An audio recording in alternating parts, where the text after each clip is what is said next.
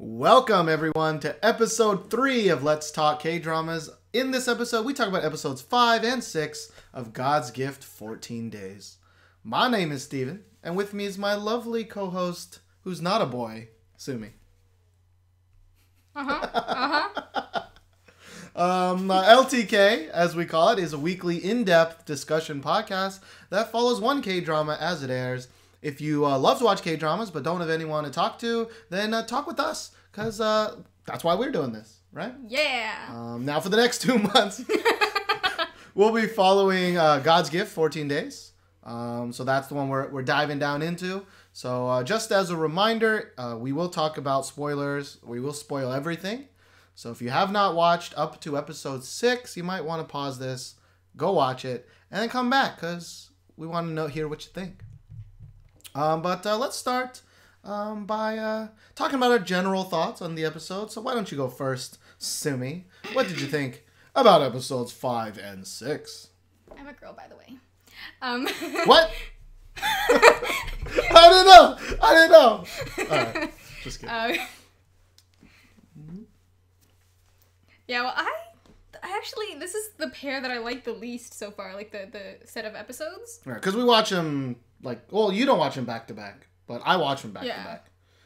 Actually, this time I watched them together because for some reason on the site that I watched them at, they came out together. And usually I see the second one on Thursday, but this time on Wednesday they were both there. Okay. So I did watch them together, and maybe because I watched them together I kind of got bored.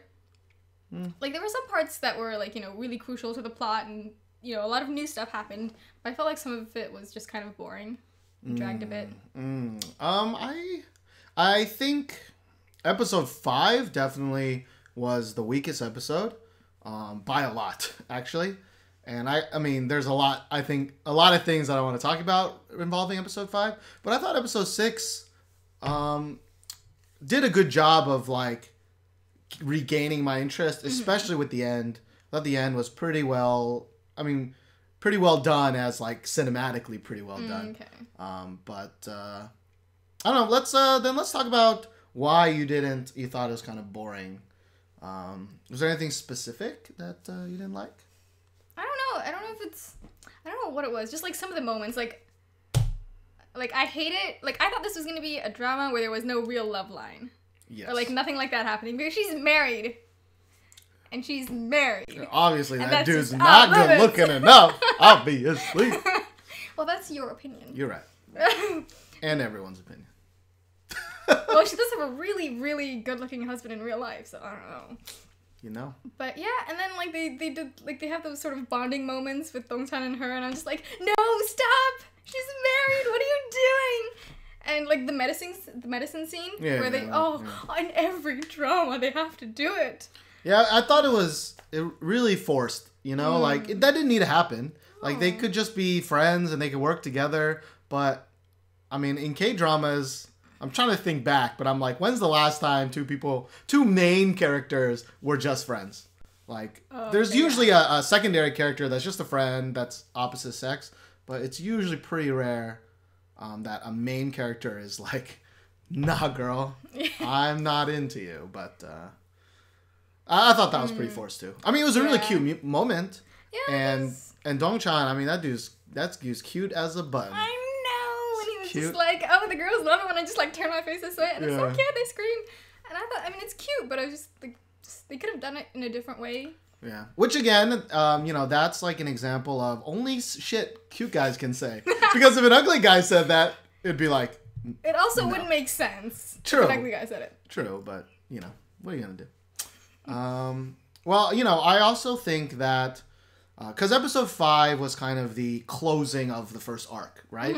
It was kind of doing a lot of the cleaning up of the plot of the first 4 episodes, and there were a lot of parts where I did not like how they cleaned it up, nor did it make any sense to me. So, for example, one of the biggest things in episode 5 is we don't have enough evidence. Yeah, we don't have enough evidence to hold this guy. I'm sorry, this guy got into a fight with Dong-chan, who used to be an ex-cop, or who is an ex-cop, and, now that that's just out the window, you can't actually accept that at all. Yeah. And the The detective guy, detective guy sent Dong-chan to go take that woman home. Sure. So, like, it makes sense that he would be at her house and that Sure. he, you know, would go up and he would have met the guy. Yeah. And he jumped through the window, right? The guy jumped through there was the a window. lot. There was like, they were fighting all over that house. Yeah. He jumped through the window. And like, they explain it by saying, oh, he doubled back and cleaned it up. I'm sorry, he did not have that time. Yeah, he got hit by a car right after he left, pretty much. Well, they can probably be like, oh, they were playing with time. But it makes no sense. Like, you need like hours and hours of professional cleaning to like, to cover up. He just had a rag and he was just like, randomly everywhere. And they're like, there wasn't a single piece of evidence. Like, that was lazy, like, really lazy scriptwriting. Now, maybe they can later say, oh, it was actually the accomplice that had a lot of time to cover it up. Maybe that'll make more sense. But it didn't make any sense that guy had time to do that. Yeah, so far the police in this whole drama are just so useless. They're so bad at everything. Yeah. And he's so cute. Like, why do you have to be so stupid? He is so useless in this drama. I mean, even as far as just the character, it's just, I don't understand what he's there for, but, you know, time will tell. I mean, there were actually a lot of, I wrote a little bit of notes this time, and there was just a lot of like, what the hell, what moments? And like, for example, the cleaning up, like the way the main character, Soo-hyun, the way she found the weapon, she tripped and it was under the car. And it was just dripping now, like there was no dripping blood before that. She's like, oh, what is this, you know, behind my car? Like, I mean, I know circumstantial things happen a lot in TV shows in general, but like, come on. Now, hiding the weapons underneath the car is a pretty good idea. Okay, but how is it, like, he saw Dong-chan come, like, ride up in this car, right? Yes. And then he hid it in that, like, under that car, of all the cars to choose from? Well, that's what I thought, right? At first, I was like, oh, man, that's dumb. But it makes sense because that car would drive away from the scene of the crime. Like, the other policeman would probably look, quote unquote, maybe look around. Oh, let's look under cars. Maybe he ditched the knife somewhere. So I guess it makes some sense that that car would leave the scene of the crime.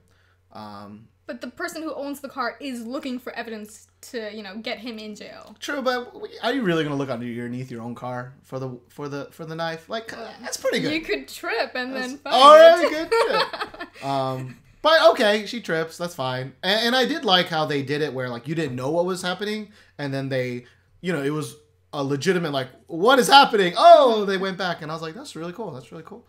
There were a lot of things in that 5th episode. Like the way that the murderer guy got a phone was like, the policemen were just like, what? Hey, you want delivery? Let's have the delivery man walk into the room right next to a convicted murderer. Or not convicted, but potential murder. You know, there's no safety. Well, he kills women, so... Oh, that's true. The delivery man is fine. He's the man. And then, you know, we've been in bathrooms in Korea. Like, sure, they're a little lower than most American bathrooms, but there's like the scene where he's calling the lawyer in the phone and like nobody can get him because the walls are too high up top and too low on the bottom. It's like... The doors are not that sturdy. They could they could have just kicked. They could have kicked through that. It was such a lame kind of way to be like we can't stop him from calling this human rights lawyer, which turns out to be her husband. Yeah, and he did he just know the phone number? What the hell was up with that? Well, it is Korea. It's probably a smartphone. He probably Googled who am the best get out of jail free lawyer. But also, don't you get like one free call or something? I don't know how it actually works when you get arrested because I've never been arrested. But in shows they always get like one call or something. I mean, for Korean law, it's maybe different. I mean, maybe. Like for example, they do weird things like when you're like they have to bring you back to the scene of the crime and like reenact the crime, which is this weird like archaic law they have, which is what they were doing with the murderer as they were driving away at night. Like, they were going to have him go back to the scene or something like that.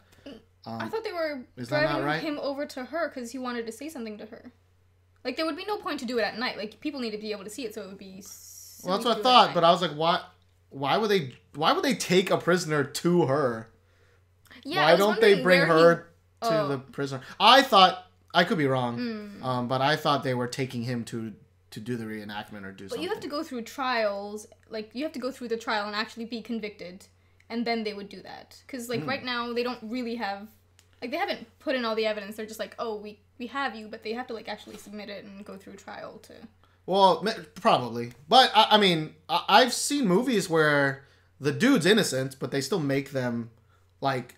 You don't have to be found guilty before the reenactment. Like, the reenactment is part of the trial. Part of, like... It's this weird, like, It's like if you're innocent, you're kind of fucked, because then the whole public will see you, and they all think you're the... Yeah, like, they see you doing it. Yeah. It's like Korea's, like, South Korea's the only place in the world that, like, does weird shit like that. God. But, you know, maybe I missed it, but I don't know where they were driving that dude late at night.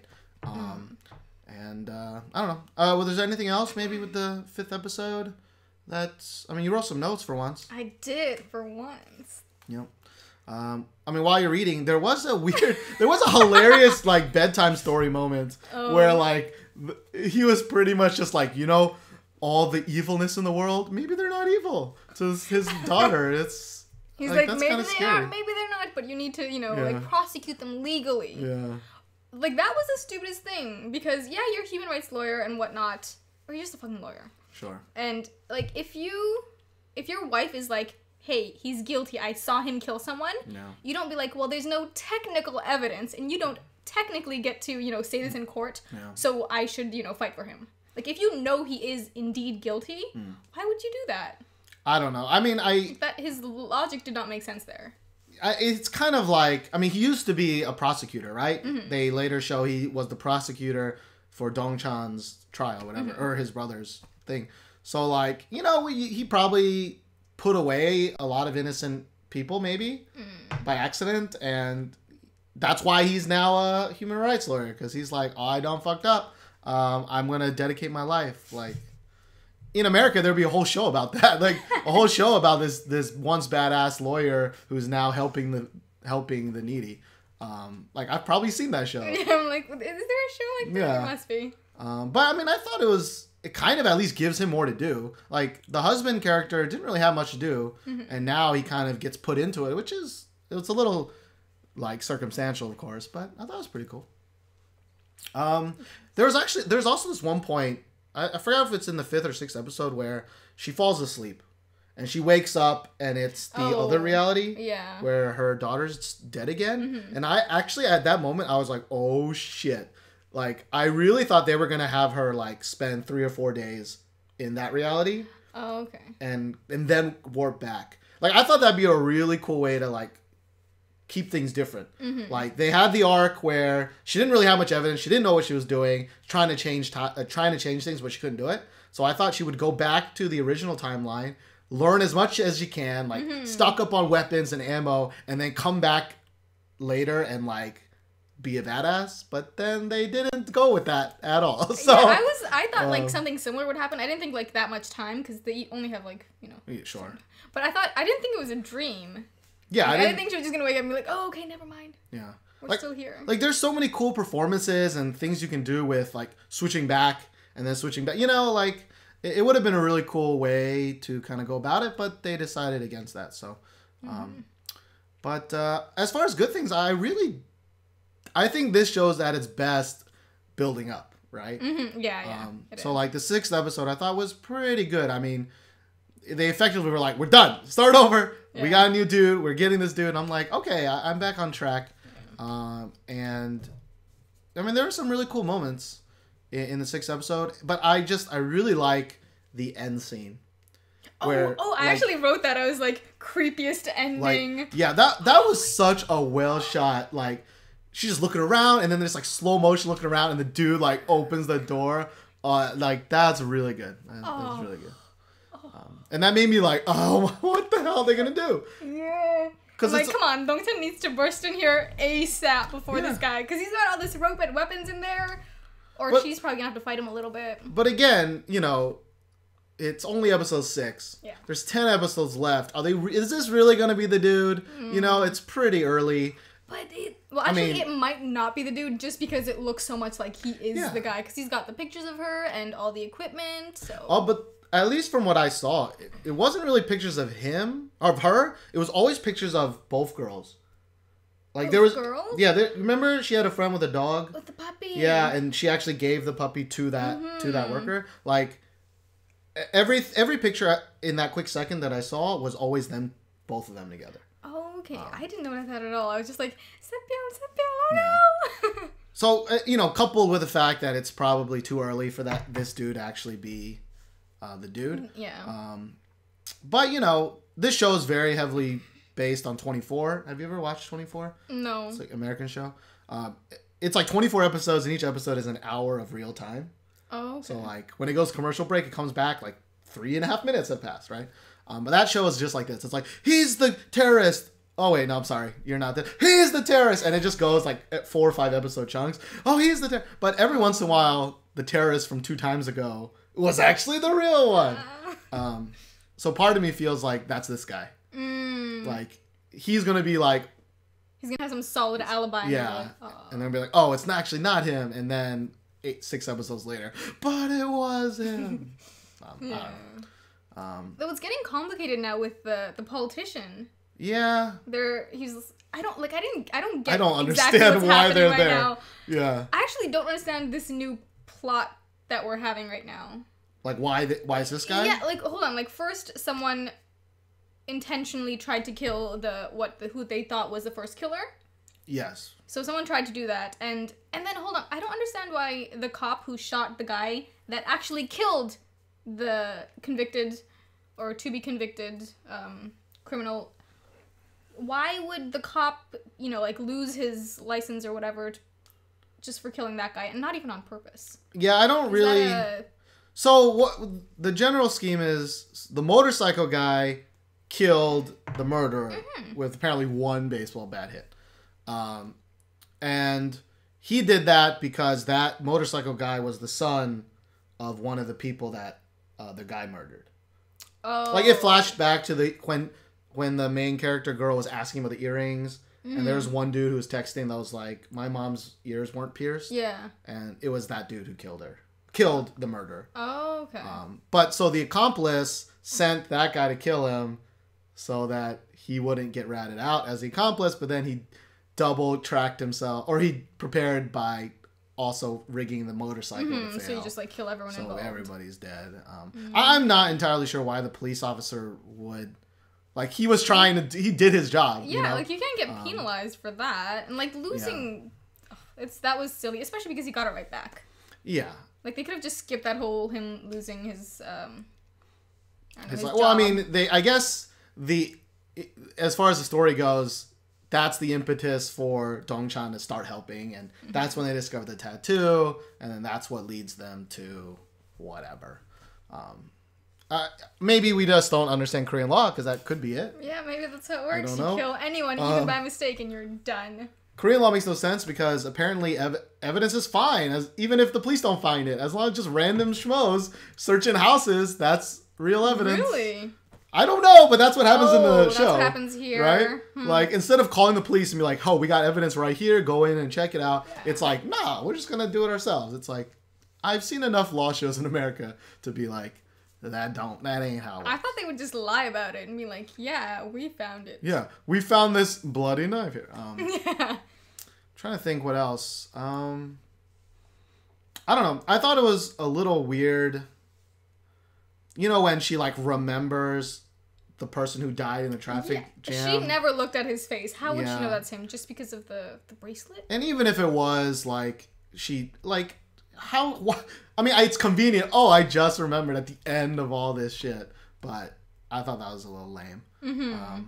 But I guess they needed a bow that was like, it's 1,000% not this guy, guys. Yeah. It's really not him. Well, they didn't need to do that because we already know it couldn't be the guy. Sure. But I guess it keeps with the theme of, her still trying to fight it, I guess. And, everything she tries to prevent still happens, but just differently. Right. So I guess they're just keeping with that theme. No. Still, the old dude and Dong-chan, comic relief, yeah, but totally random. I don't really understand it. Doesn't the old guy have a family? He's sleeping and living with Dong-chan, so I don't... No, old people who have a lot of money that are fake homeless don't have families. That's why they do it. Yeah, that's why he's giving all the money to Dong-chan. Or charity if he... It's like, I have a wife and kids, but fuck them. Fuck them. How about you, random guy? They'll take care of themselves. Yeah. Random guy definitely looks like he needs money. I did think I actually didn't put it together until I guess the 6th episode that it was Dong-chan who made the Baro mentally challenged. Same. I didn't realize who the kid was. Yeah. Actually, I thought I didn't realize. I didn't realize that had done any damage to the boy. Right. And I didn't know who the guy behind the kid was. Right. Until this episode. Yeah. And part of this is like, I mean, Korean names are hard in itself for me to remember. And they're just Korean names, just left and right. Even I watched these with my girlfriend, and she's Korean, and she's like, "Who's that? Who's that? I don't know what the hell." Yeah, I confused them with their names, and I thought one was like the criminal while it was someone else. And I'm just like, but I did think it was. I think one of the commenters wrote this, but they did understand. Oh, the murderer was only killing mothers that abandoned their children, and that makes sense. So it doesn't make sense that he'd be the killer of Sepio. So I thought that was pretty cool. And I actually thought it was kind of cool how the Mimi girl turned out to be. Oh, actually, I was like Youngju's mother. Yeah, I was like, oh no, she said she had a 16-year-old and he's got a 16-year-old nephew. I really hope it's not the same guy because this happens all the time. Oh, does it? I had no idea. Like these kinds of coincidences. Oh yeah, it is a crazy coincidence. Yeah, I mean, but this here it actually makes sense because this guy worked with Baro's character, and he did it specifically because he wanted to find his mother and punish her. So I mean, it makes sense, but it's just like, oh gosh, I hope not. Yeah, and because I didn't want it to go that whole like, my mother abandoned me, so I'm doing this to women who abandoned their children. I mean, it's a good thing that they did it, but they as the throwaway guy, right? Not the main villain. Yeah. What I don't understand yet is, so that means Mimi had sex with the mentally challenged dude to have him, right? Like, what? I don't know if this is actually true or whatnot, but in the scene where Baro gets shot by his uncle, or like the guy behind him, his mother, Dong-chan's mother, says, "That's not his kid. We picked him up." On the street, right? Yeah. That is. So I don't know if she's just like desperate, so she said it, or it's actually true, because the mother abandoned the kid, and I don't know, like maybe they. I mean, that makes more sense. That does make more sense because it doesn't make sense that Mimi would sleep with a mentally challenged dude and then had. I mean, she's a prostitute, right? Sure. I guess yes, that could happen. But I feel like Korea is not at that level yet, of like, mentally challenged people need prostitutes too. I mean, right? Like, I think that's a level Korea's not at yet. Did you know in Japan there is actually like charities that go around and give relief to mentally challenged people? Like sexual relief. You didn't know that. If you didn't know where I was going with that. Oh. They help them explode. Anyways, but we're at episode 6, and most dramas that I watched, usually they're around 24 episodes. Mm-hmm. So this one's short. It's only 16, but usually it's about 8 through 12 that it gets kind of, bogged down. So I am really happy that this is kind of like, an arc, So hopefully it doesn't get bogged down and boring. Mm-hmm. Because this is about the time where it's like, but I love you, but I can't be with you, and you just want them together, and everyone's sulking, and I'm happy. By episode 16, they realize that they love each other, and then like the family comes in and all the circumstances. I'm so glad this is not one of those. But we do have like 3 guys interested in her, kind of, maybe. That's true. And her husband and then. I still think that Dong-chan and the main girl, they need to remain friends. Yes. They better. Like, this just, it can't happen. And I would be really, not mad, but I would be really sad if the husband ends up to be the bad guy. I think that's too obvious, and that's too lame. Yeah.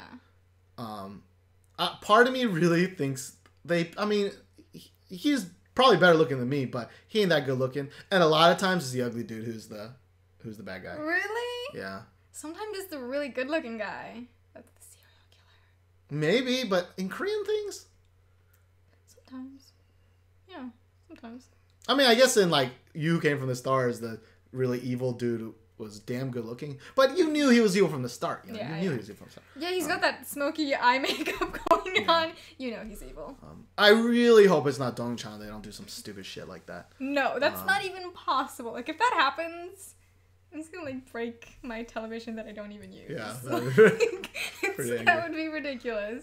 I still think that the detective guy, he's got to be in the story for some reason, and I really think it's for him to be a bad guy. I feel like he might betray her because, like, there are some, things going on with the politicians. Sure. And from, like, they might pressure him to do something not cool, and, like, that might be sort of his role. And we know he's a betrayer. I mean, there's a whole thing about how he didn't stick up for his Bodhi, but Dong-chang. Although... It was like they were like okay with each other. They were just doing like small jabs for like 5 episodes, and then all of a sudden it was like, I'm so angry at you, I can't control it. Yeah, I don't know. Like, I didn't realize that was gonna explode. I thought it's been a while, so they're probably just like. Although the whole money fine thing was pretty awesome. It's like that's still the fine for hitting an officer, although it seemed pretty cheap. Only like $30 to hit an officer. So next time you want to hit somebody. Here's $30. Yeah, here's $30. But I do like, as I said, the husband being more into it. Now that we know he was a prosecutor, now that we know he's got a lot of enemies. Like, I thought actually it's pretty cool that maybe it has nothing to do with the mother, right? Whoever killed Sepio is because of the husband. Yeah, like remember the guy who called in? He said, "I'm doing it because of." The debate with the father and the politician because of the changing penalty, the law for the death penalty. So I do think it has to do more with the father, and she's just. Oh, I wrote down. I wish she would stop saying that guy needs to die for my daughter to live. Like she says that too many times, and she's like, just like I know she's really distraught and she needs to save her daughter, but she is. Yeah, I'm using waiting that way too much. I'm waiting for a character to be a little stronger, like that's what going in I thought she'd be stronger, like more well thought out, more instead of like panic, I need help, Dong-chan, help me, other people help me, and like grabbing the family and be like, no, look at it again, are you sure this isn't? Yeah. It's like, bitch, that didn't work 3 episodes ago, why are you still doing this? Although I love how nobody has acknowledged, like, girl, you really a time traveler? Like they caught a murderer now, right? Like nobody's like, girl, tell me some lotto numbers. I know, tell me some lotto numbers. Tell me what's going on. Nobody seems to be amazed by that. But that's a K-drama thing, right? Yeah, that's like when I speak Korean to my new kids, like to my grade 3s, they're not impressed at all. That you know Korean? Yeah, I'm like, do you just expect all foreigners to know Korean? But when I say it in front of my teachers, they're just like, oh my gosh, you're so smart. I mean, you are a genius. They do call me a genius sometimes. Wow. It's just trying to hey, I know more than you, your so... ego. That is true. It's because all the K-dramas you watch. But I think that'll be it for episode number 3. Hopefully you're sticking with this drama and sticking with us. Now, I do other things, with some other dude named Josh. I just do nothing with my life. Sumi. God damn it. Sumi. Some other girl. I have a cat named Sunmi, right? Named after the Wonder Girl. Wow. And I always get Sunmi and Sumi confused. It just happens. You're so embarrassing. I know, but the cat's much cuter, so it's fine. And with that, we hope you guys liked it. We're going to finish now. See you guys next week on Who Kills the Cutest Girl in the World. Although I don't think she's that cute. She's adorable.